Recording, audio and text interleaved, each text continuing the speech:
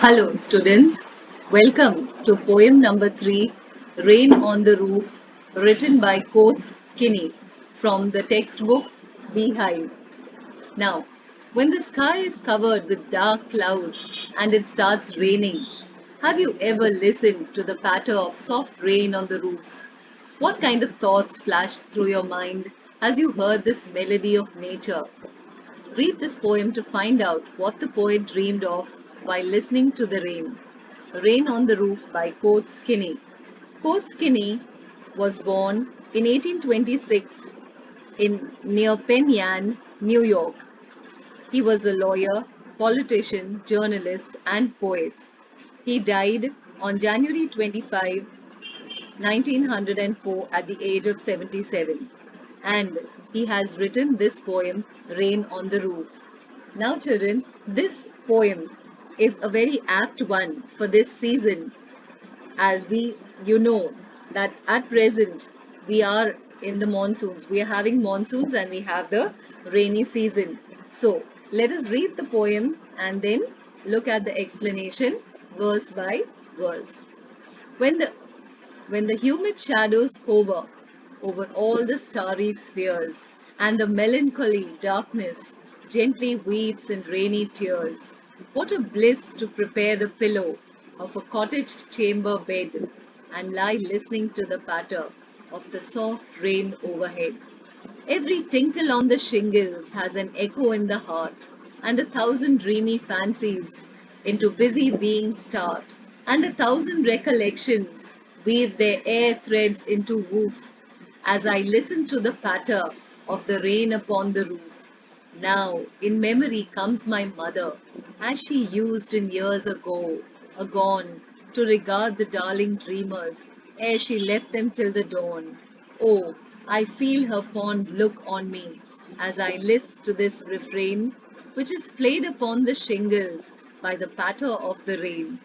Now, what you will notice here, children, is some of the words that are not very common in the English language. They are like, old English words. So, here, first of all, in the first verse, when the humid shadows hover over all the starry spheres, and the melancholy darkness gently weeps in rainy tears. What a bliss to press the pillow of a cottage chamber bed and lie listening to the patter of the soft rain overhead. The poet is saying that when the humid shadows, that means what is humidity? In the rainy season, we feel that wetness in the air that is said to be humidity. So they are calling the poet refers to humid shadows to the dark clouds which are full of water. You know that suddenly it may be very bright and then it becomes suddenly very dark and overcast. The sky looks very gray and dark, and you think that any moment now this is going to rain. So the poet is saying that when the sky is full of these clouds, dark clouds, which are full of moisture, full of water, laden with water, and are about to bring rain, when such clouds hover in the sky over all the starry spheres, is what they are talking about, the sky at night, which is full of stars. Then at that time, huge clouds are full of moisture. They move around in the sky, and the sad darkness of the night is wiped off by the raindrops. When the raindrops fall, it seems as though tears are falling from the sky. And the poet compares the raindrops to tears. And he says that the dark sky seems to be very sad. It appears as if it is crying, and the raindrops are the tears it is shedding by it. He says that it's like a blessing to lie on his bed in his room, in his house. Cottage chamber means his bedroom, and he likes to listen to the sound made by raindrops falling on the roof overhead, over his head. Every tinkle on the shingles has an echo in the heart, and a thousand dreamy fancies into busy beings start, and a thousand recollections weave their air threads into woof as I listen to the patter of the rain upon the roof. Now, here in the second verse, we have the first word is tinkle. Tinkle means short, light, ringing sounds. And then shingles. Shingles is rectangular wooden tiles used on roofs of houses. And then the next word is woof, and it means weft, the threads woven. That means when you have a hand loom, you have the threads across that loom, and those threads are called woof.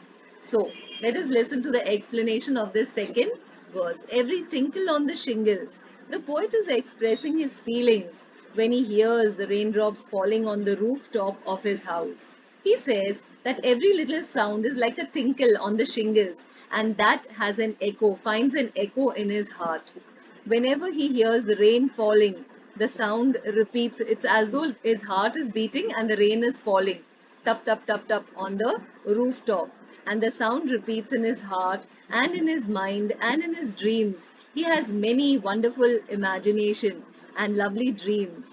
He adds that this sound of the rain falling on the rooftop creates many different dreams in his mind.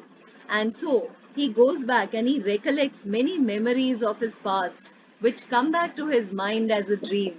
So he says that as he listens to the pitter patter of the rain upon the roof, he has many dreams in his mind, and the memories of the past years come back in the form of dreams. Everything comes back together. So then we go to the third verse. Now in memory comes my mother, as she used in years agone, to regard the darling dreamers, ere she left them till the dawn. Oh, I feel her fond look on me as I list to this refrain, which is played upon the shingles by the patter of the rain. So here, first of all, let us look at the word here, air. The meaning of the word air means it's an old poetic word for before, in the times past. And the word list means it's an old poetic word for listen. As I list means as I listen to this refrain. Refrain is something that is repeated over and over and over again. It's like a song or a poem, no? There are lines in a song that you like to repeat again and again. It's like the chorus. So that's a refrain, and that keeps on playing. So now let us listen to the uh, explanation of this verse. Now, in memory comes my mother. Here the poet introduces his mother. He says that he is dreaming of his mother. As he said in the previous stanza, that rain brings all the memories of the past. It is the memory of his mother, who is no longer alive, but in his mind, she is very much alive. Her memory is very much alive for the poet. In the past, she used to love him a lot, and she used to consider him her darling. She would let him sleep till it was daybreak and allowed him to have sweet dreams. The poet can still feel his mother looking at him as he listens to the song made by the pitter patter of the raindrops falling on the rooftop of his room. The sound of the rain makes him correlate his past with his present. It connects both the past and the present, and that is why the poet is moved by the sound of the raindrops on the shingles of his room. Whenever he hears this sound, it brings back wonderful memories of the past, and he is reminded of his mother. His mother used to love watching him and his brothers and sisters, his siblings. She would when she would put them to sleep and stand and look at them. Maybe sometime the poet must have pretended to sleep and must have looked at his mother looking at him, feeling so happy to have her wonderful gaze upon him while he slept, as though she was just watching over them while they slept. So this brings really wonderful memories. So these wonderful memories are evoked as he listens to the repetitive rhythm. That refrain is that rain does not stop, no, it continues falling over and over and over again. So that those memories also keep on moving through his mind again and again. Now, children, let us look at the rhyme scheme of the poem. Hover and sphere. Hover is A, sphere is B, darkness is C, and tears, hover, none of them, spheres and tears. So A, B, C, B. Then pillow. So like that, we will go through all these First is hover, that is A, spheres is B, darkness is C, spheres and tears is B. Then pillow is D. Then bed does not rhyme. So the rhyme scheme is as follows. Now we will see the figures of speech in this poem. Let us go to the first verse. When the humid shadows hover, this first line, it is her and her. So that is alliteration. And the cloud, the humid shadows hover. Where are the shadows? In the sky. So the clouds are compared to shadows. Then the next line, over all the starry spheres. Again, the word starry spheres represent the stars. So it is metonymy. Okay. When we have, when you understand one thing by something close to it. Then the third line, and the melancholy darkness gently weeps in rainy tears. So here, now the darkness is weeping tears. So the darkness is not a person, but here it is personified. Darkness is said to be like a person. So it is called personification. Also, the adjective is darkness is said to be melancholy, means very sad. Darkness is sad. So again it is personification and it is transferred epithet. It is not the darkness which is sad, it is the poet who is sad. So it is transferred epithet. And also saying that the darkness is sad and is weeping. So it is also a hyperbole. A hyperbole is an exaggeration. Darkness cannot be weeping rainy tears. Then the next line, what a joy to press the pillow of a cottage chamber bed.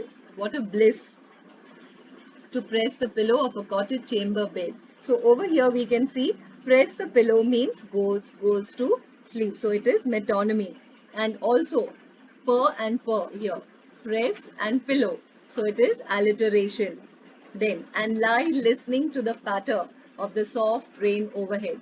L and l. Lie listening is again alliteration. Then the next verse, every tinkle on the shingles as an echo in his heart. Here, tinkle and shingles. So all these are sound words. So whenever you have sound words, it is onomatopoeia. Onomatopoeia. Then the next one is, and also in his heart. It is not the heart, but it is talking about the poet. So part for the whole, that is synecdoche. And a thousand dreamy fancies into busy being start. So over here we can see that it is again an overstatement. There are thousand dreams, thousand dreamy fancies. No, nobody has thousand dreams. So again it is a hyperbole. Then as I listen to the patter of the rain, as I listen to the patter of the rain upon the roof. So patter is again a sound word, so it is onomatopoeia. And then rain upon the roof, that is alliteration. Then we come to the third verse. Now in memory comes my mother. So here the as she used in years agone. Here it is, anastrophe. Now in memory comes my mother, as it used in years agone, is there's an inversion in the construction of the sentence for poetic effect. Then, as she used to in years agone, this is metonymy. Darling dreamers represents the children. Who are the ones dreaming? The mother has put her children to sleep and she calls them darling dreamers. So that is metonymy. Then and again repetition here the so it is alliteration. Ere she left them till the dawn. Ere she left them till the dawn is again metonymy. Left them means allowed them to sleep. Then the next one, oh, I feel her fond look at me. So this is an exclamation. You can see the exclamation mark. It is exclamation and also internal rhyme. Rhyming words are see and me. I feel her fond look on me. Then, as I listen to this refrain, as I list to this refrain, which is played upon the shingles. Again, shingles is the sound word, so onomatopoeia, by the patter of the rain. Again, it is pitter patter. Wherever you have sounds, sound words being used, it is alliteration. So now let us go to the onomatopoeia. So let us go to the question answers of the poem. What do you think? What do the following phrases mean to you? First of all, what are humid shadows? Are the dark clouds in the sky that are about to, full of moisture or about to give rain. They are humid shadows. Then, the second one, what are starry spheres? A night sky full of stars. Then the next one, what a bliss is, what a happy and heavenly feeling. A thousand dreamy fancies into busy beings start. That means the different thoughts and imaginations that go through the poet's mind, that go through his heart and mind. A thousand recollections weave their air threads into woods. That means the memories join and form a beautiful picture which the poet recollects. Like we too do the same thing when we go to maybe a hill station or we go to a particular place that we like. We remember the times that we have visited that and the company of the people who went there with us, and all that forms a wonderful imagination in our mind. Then, question number two, what does the poet like to do when it rains? Well, the poet quotes Skinny in his poem Rain on the Roof talks about how happy he feels when he's tucked in his cottage bed with his head pressed to the pillow. He feels very delighted to lie there and listen to the pitter patter of the soft rain on the roof. Then, what is the single major memory that comes to the poet? And who are the darling dreamers he refers to? The single major memory that comes to the poet is that of the rain on the roof, and the single major memory that comes is of his mother looking very fondly at him while he was asleep. The darling dreamers are the poet and his brothers and sisters, his siblings. When they were little children, their mother would let them sleep and dream and not wake them up till the morning. Then, is the poet now a child? Is his mother still alive? No, the poet is no longer a child. He's a grown up person and his mother is no longer with him. So he remembers her through his fond memories. The poet recollects with fondness his mother's memories. The memories bring back the recollection of his childhood, which he had spent with her, and her way of looking so fondly at them. This could mean that she is no more, or she is not staying with the poet. Otherwise, he would not need to remember her, right?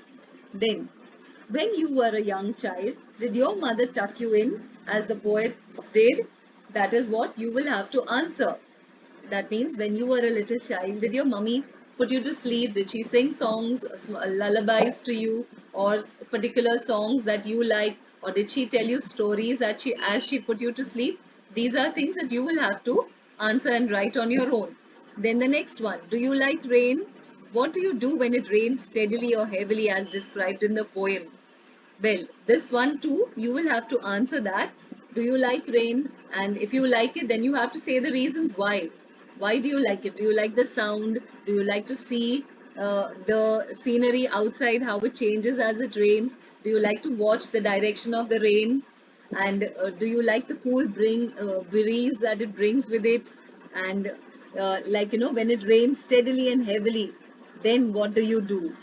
Do you ask your mummy to make you some nice hot pakoras or some other thing that is your favorite to eat during the rainy season? Or is it some corn on the cob? So, what is it that you like about the rain? You will have to write it yourself.